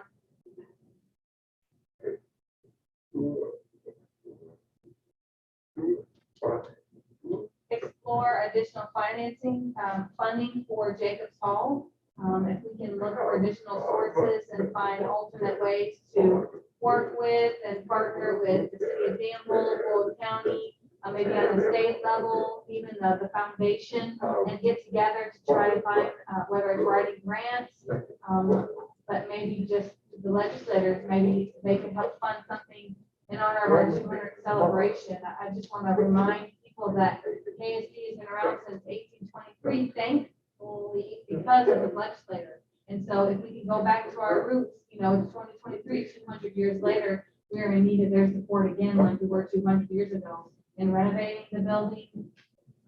Jacobs Hall is in dire need of that. The next recommendation, requesting that KDE find the property lines, the surveyor map that shows the boundaries of KSD's campus. So we know what exactly belongs to KSD and what doesn't. I think that's really nice to have a historical trend as well, from where we started to the current, and then moving forward so that people are aware of how our campus is shifting, and as we start to build that fence, making sure that it is on our very own property, and that there's not any issues that might arise later. That could be a preventative issue. And then most importantly, requesting that KDE and our legislators add into the language and the regulations about surplus property of KSD, that we ensure that the language is there that said that money and funding comes back to KSD once it is sold and that profit is made. I know that it seems silly, but it's important that we actually specify that it comes back to us and not elsewhere. I would like to recommend that be recommended as well. Those are some of mine that I have. I don't know if anyone has any others or if Tori has any questions.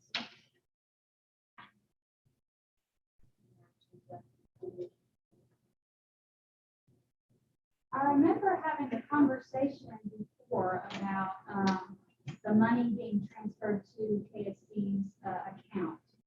Was that last year or 2 years ago? Okay, 2 years ago. We had talked, have we had that discussion with KDE yet? Making sure that the sale of any of our property or anything like that comes back into our account, or is that still on hold?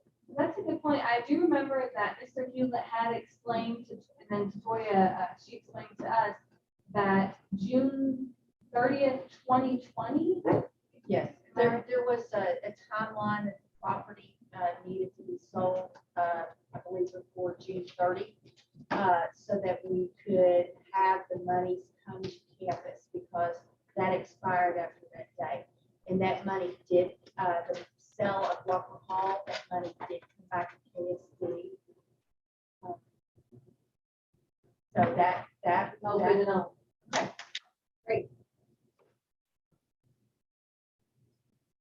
Well, but the language isn't there, and so that's why, thankfully, we have people on the ground that are asking to ensure that that happens, but I just want to make sure that the legislators are putting that in the regs, so that it specifically says, so there is no question that if there's any sale of KSD property, that surplus money comes back to KSD ultimately, and into our account. I see. So making that recommendation that the legislators put that into. Okay. Any other questions? No. Now, we do have audience here with us today, and we have 2 people that have signed up for public comment. I believe Archie Harris is one of them, but Barbie, you already talked about the 200th celebration. So did you say what you needed to say? Okay. So we're just waiting for Mr. Harris.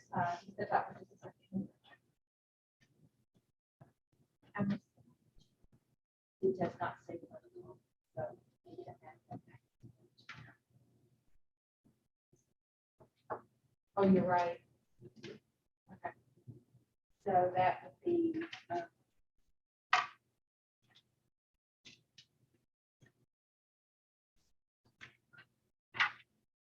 that would be J. And then that would move K. L would be the closed meeting.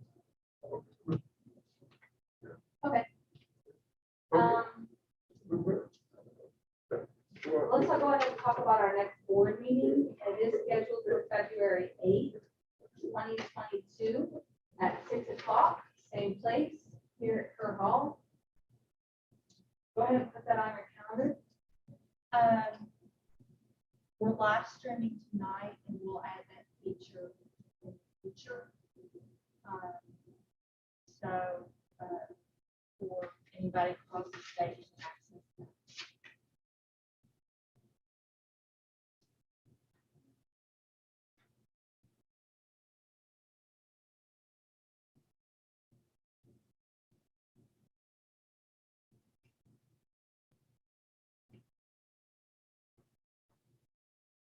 Okay. Ta-da, Ms. Harris. We are ready for you. Now, hold on, don't start my 5 minutes yet. I gotta get my paper. Oh, good morning. Debbie, our secretary, will be timing.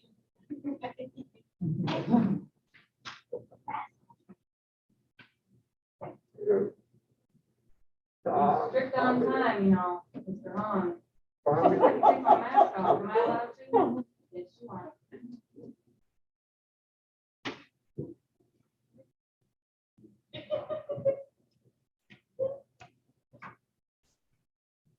5 minutes. All right, now start. Okay, I'm gonna try to cram everything on that paper in 5 minutes. It's gonna be tough, but I am really glad that Ms. Roby did mention, and Mr. T, and Billy, everyone was able to comment and put me down at the end. So I'm gonna try my best and say the best for the last. Okay, very quickly. Do you know that our school has lost several sports programs this year? I do want to remind everyone that this school has to follow Title IX. If we have a boys team, we should have a girls team. We are not allowed to have a boys team without a girls team. And so we have to be really careful with that. I know you're going to keep an eye on that, but I want to throw that out. Okay. I'm also very excited about I'm very concerned about the low enrollment at KSD. The numbers are slowly declining, and I think that we need to be doing a better job of getting the word out there to parents and families about KSD.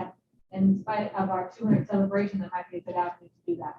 Also, a brief history about the 200 celebration at KSD. I don't think that people realize that KSD is the first state-supported school in the United States for deaf children, west of the Appalachian Mountains. Okay, this school began that state-supported program, which then spread to other parts of the United States. They were all using oral programs, which is fine, and mainstream programs, which work for some, but all because of KSD, we sparked and ignited that fire across the United States to have a truly deaf environment for our deaf students. And so that 200 celebration should be celebrated for that. In 1973, I lived in Virginia and I moved here. And I lived here for several years. And then 1998, we celebrated the 175th anniversary, and I was a chairperson in Virginia of that committee. I planned that and helped it become successful. It was wonderful. And now here we are at the 200 celebration, and I am looking forward to a great job, better than what Virginia had, better than the New York and Stanwood and all in Philadelphia. There's been many, many schools that have followed after us and are going to be having their 200 celebration, but I really want to set the bar high that we can really shine. That is a goal that I have for our school because I love it so much. Okay. Also, I do want to tell you that 2023, we are going to be having hosting the Mason-Dixon tournament here. We better get started. We've got to get committees again. We need a team that's going to participate in that tournament. So we really got to get behind that and push for that. All right. Also, the number of deaf teachers here is slowly dwindling to a scary number. It is very important that we are hiring deaf individuals work directly with our deaf children because they're able to not only share the language, but their experiences with our students and influence them in what they become after they graduate from here. For example, I was a math teacher. I always preached to my students that deaf can do anything. I was a living, walking, breathing example of that. And they know that, but it's good for them to see that and have opportunities to see people doing that that are like them and giving them tips on what they should do in case they were to encounter issues. We have lived it and we really can be those role models for them. Okay, we can also suggest jobs that they would be better suited for and maybe environments or companies that they can work for. And I think that's something our school should strive for to really get more deaf people to come to work here at KSD. That's more work from the room than I know you do. I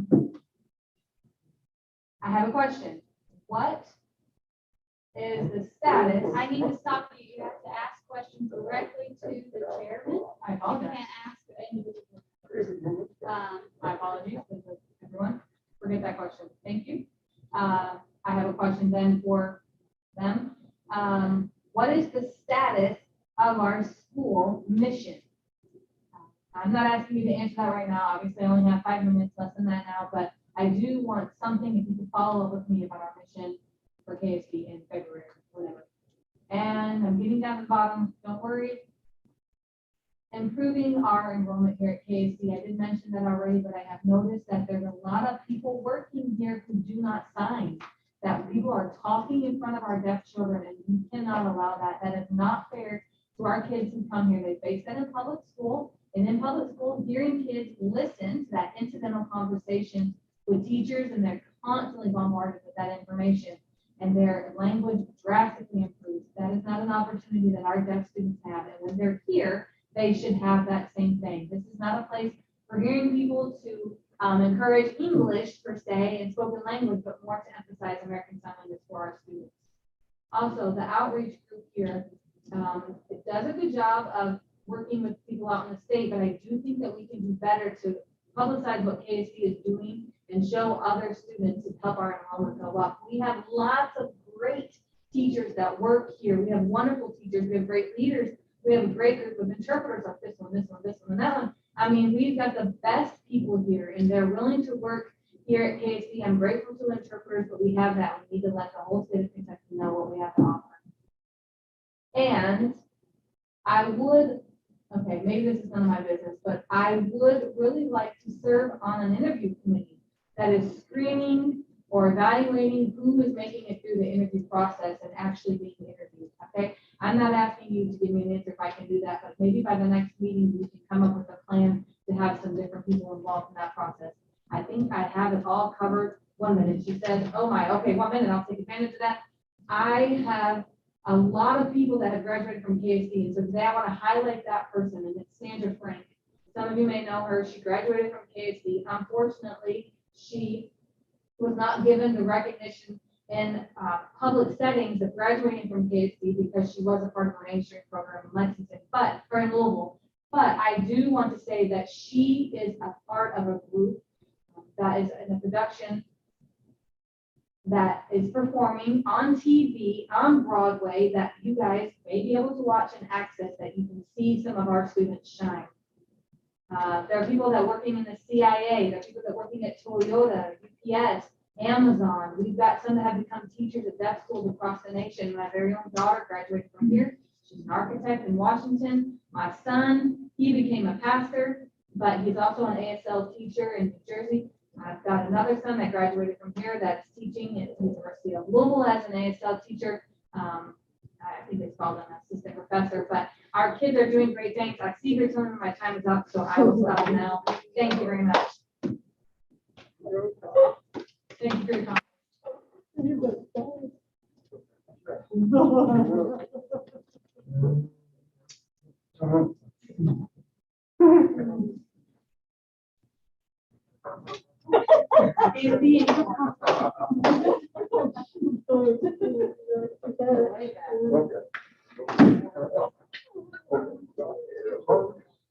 Do we have a motion to adjourn our meeting? Thank you, Nancy. Second that by Bridget. Thank you. Oh, I'm sorry, Jeff Gates contributed to you. I saw him first, but thank you very much. All in favor? Thank you. We'll see you all next year. Thank you for coming and Let me add, I will be sending the reimbursement forms for travel here to you. I did not put those on tonight, so I will get those to you by email.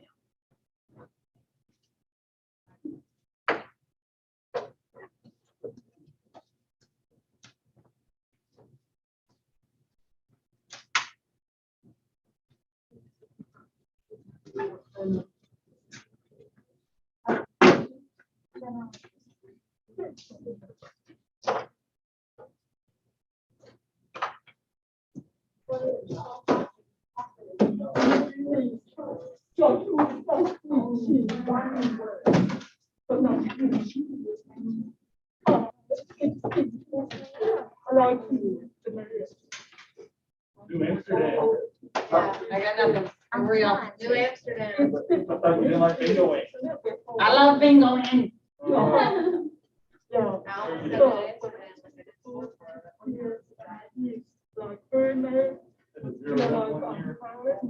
Hey, all you.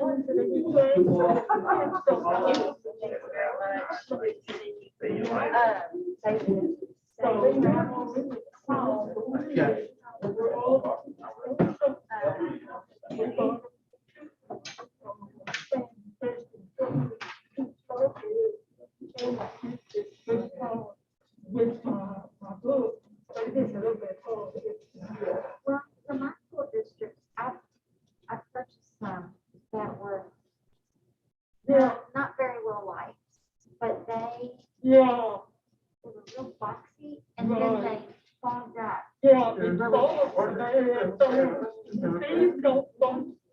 is better.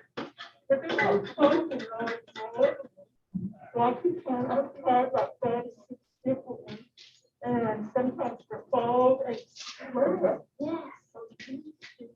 so feel wet. This one, this lady,